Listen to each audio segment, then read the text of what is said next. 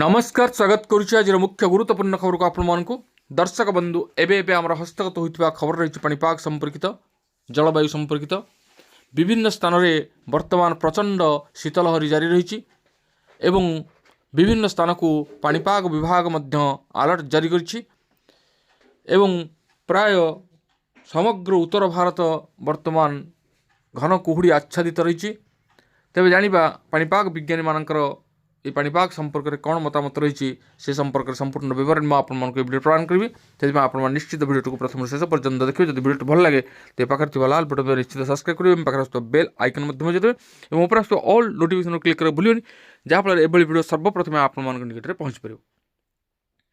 तेज आसतु जाना आज पाणीपाग संपर्कित विशेष गुरुत्वपूर्ण सूचना। समग्र उत्तर भारत एवं घन कुहुड़ी आच्छादित हो पड़ी। स्थिति को दृष्टि रखी भारतीय पाणीपाग विभाग IMD आगामी 24 घंटा पर दिल्ली, यूपी, पंजाब और हरियाणा आदि राज्य रेड अलर्ट जारी करिछि। विभाग उत्तर भारतर विभिन्न स्थान में घनरु अति घन कुहुड़ीर सतर्कता जारी करिछि। जदिओ शुक्रवार जातीय राजधानी एवं आखपाख अंचल में वायुर गुणवत्ता अत्यंत खराब गंभीर वर्ग में रही। IMD कहवा अनुसार उत्तर प्रदेश एवं बिहार रे बहुत घन कुहुड़ी हेबार संभावना रही। उत्तर प्रदेश रे मध्य एक बहुत ठंडा दिन रहिबो बोली आशा करा जाउछि। डिसेम्बर 19 तारिख रु 20 तारिख रे पंजाब, उत्तराखंड एवं बिहार रे एवं सकाळ समय रे उत्तर प्रदेश एवं हरियाणा रे अत्यंत घनरु अति घन कुहुड़ी हेबार पूर्वानुमान करिछि भारतीय पाणीपाग विभाग।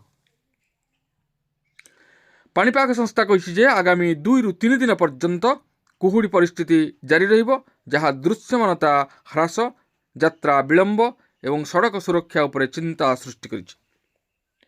सेहीपरि विमान बंदर कर्तृपक्ष कहिछन्ति जे दिन सारा विमान चलाचल प्रभावित होइछि। 2टी अंतर्जातीय विमान समेत 79टी प्रस्थान बातिल करा जायछि एवं 2टी अंतर्जातीय सेवा समेत 73टी आगमन बातिल करा जायछि। यात्री मानक विमान बंदर को जीवा पूर्व सर्वशेष अपडेट पाई सेमानकर संपृक्त विमान कंपनी सहित जांच करने को परामर्श दिया जायछि। ए सब समय रे बा ए सब मध्य दिल्ली रे विपदपूर्ण वायु परिस्थिति जारी रही। आनंद विहार समेत अनेक अंचल घन कुहुड़ी घोड़ाई हो रही। वर्धित प्रदूषण स्तर को रोकने वायु गुणवत्ता परिचालना कमिशन दिल्ली NCR रे एक विपर्यय और अधीन रे समस्त पदक्षेप सक्रिय करिसेंति। शुक्रवार सकाळ सुद्धा दिल्ली एवं NCR अंचल गुड़िकरे AQR 386 रु ऊर्ध्व थिबा रेकर्ड करा जायतिला। तेबे ए होछि पाणीपागर स्थिति। वर्तमान राज्यर पाणीपाग किभली भाव रही आम मैंने अनुध्यान करुचे।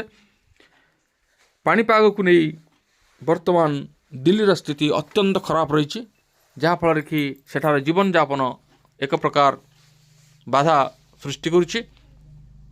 वायु गुणवत्ता उपरे अत्यंत प्रभाव पड़ी दिल्ली उपरे। तेणु जातीय राजधानी हिसाब रे सेठाकार आसिंदा अत्यंत हैरान होउछन्ति। तेणु वायु प्रदूषण एक विराट रूप धारण करिछि। एहाको रोकिबा पई आमे जहाँ किछि पदक्षेप आवश्यक ताहा नेबा निहात जरूरी एवं पाणीपाग विज्ञानी मानकर सतर्कमूलक सूचना को मानिबा निहात जरूरी। तेणु ए थिला एक पाणीपाग संपर्कित विशेष गुरुत्वपूर्ण खबर। आज पई एतिक पुणी देखा आगामी वीडियो रे। रहुछि धन्यवाद, नमस्कार।